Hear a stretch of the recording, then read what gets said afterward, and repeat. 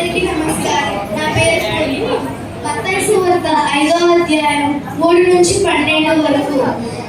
ఆత్మ విషయమై దీనులైన వారు ధన్యులు, పరలోక రాజ్యము వారిది. దుఃఖపడి వారు ధన్యులు, వారు ఓదార్పు పడుతురు. సాత్వికులు ధన్యులు, వారు భూలోకమును స్వతంత్రించుకుందురు. నీతి కొరకు ఆకలి దప్పులు గలవారు ధన్యులు, వారు తృప్తిపరచబడుదురు. కనికరము గలవారు ధన్యులు, వారు కనికరము పొందుదురు. హృదయశక్తి గలవారు ధన్యులు, వారు దేవుని చూచెదరు.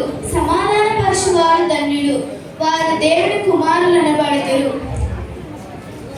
నా నామము జనులు మిమ్మును నిందించి హింసించి అబద్ధముగా చెడ్డ మాటలెల్లా పలుకున్నప్పుడు మీరు ధన్యులు.